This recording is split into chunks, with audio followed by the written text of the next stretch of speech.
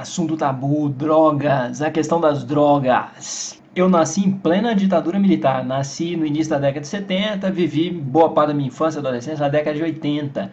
E eu tinha um avô que, na minha infância, pelo menos do que eu me lembro do início até a minha adolescência, era um cara muito barra pesada no sentido de ser um grande chefe. O apelido dele era o Velho Trovão, era o patriarca, ele tinha uma voz muito grave. Ele foi conhecido na juventude dele por ser um cara muito forte fisicamente, filho de italiano, o pai dele era italiano. E a imagem que eu tenho de meu avô é de um cara muito autoritário, pelo menos na primeira infância era essa a imagem que eu tinha, um cara muito autoritário, um cara bravo, retrógrado, totalmente pró-ditadura. Essa era a imagem um pouco que eu tinha lá na minha infância. Não sei se vocês se lembram do último presidente militar, o general Figueiredo, que governou acho que de 79 a 84 mais ou menos. O cara era uma grosseria em pessoa e eu associava meu avô diretamente a ele. Para mim não eram muito diferentes não, isso na minha infância.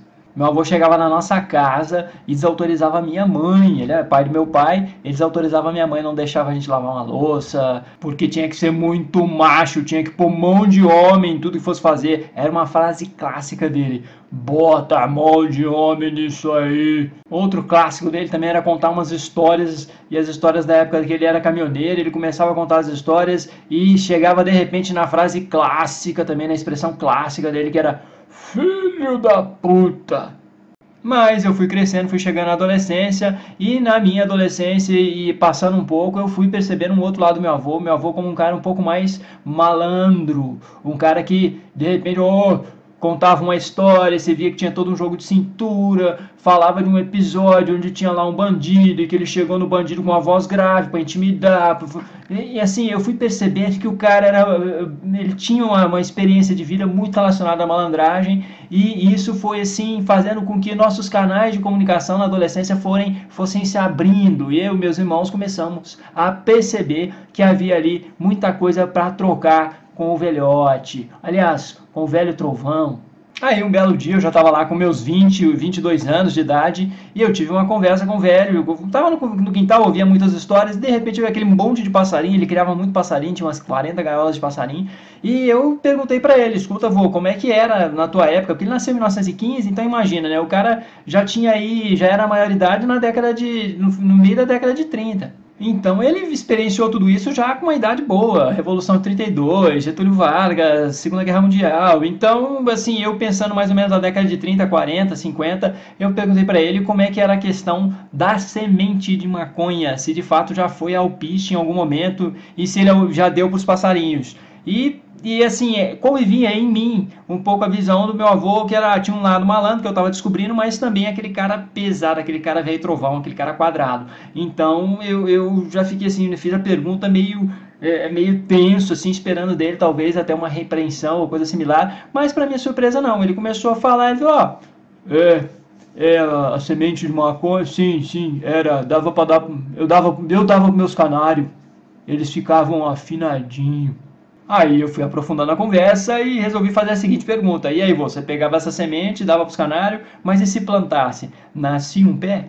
Sim, nascia. E aí eu acho que começa uma fábula. Eu acho que ele começa a inventar algumas coisas. Por quê?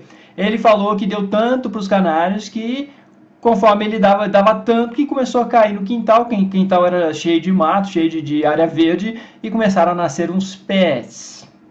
Aí o vizinho passou e falou que aquilo não era legal, tal, que aqueles pés de maconha, que aquilo dava cadeia. Então o que o velho fez? O velho foi olhar, tirou todos os pés e botou tudo para secar no varal, de ponta cabeça, se eu não me lembro. E ele me contou tudo isso perto do fogão a lenha, onde ele, há uns 50 anos antes, 40 anos antes, pegou aqueles pés já secos e botou tudo para queimar naquele fogão. Ele morou cerca de 50 anos ou mais na mesma casa lá, com os filhos, teve 6 filhos e tal, mas botou para queimar lá os pés, enquanto saía a fumaça, aqueles borbotões de fumaça. Isso eu creio, do que eu me lembro da história, de madrugada, quando os filhos, as crianças já estavam dormindo, e aí saiu aqueles borbotões de fumaça assim, e ele falou que começou a aspirar. Aí não teve jeito, eu perguntei e já me preparei para tomar aquela. Ele fazia sempre um gesto assim, né?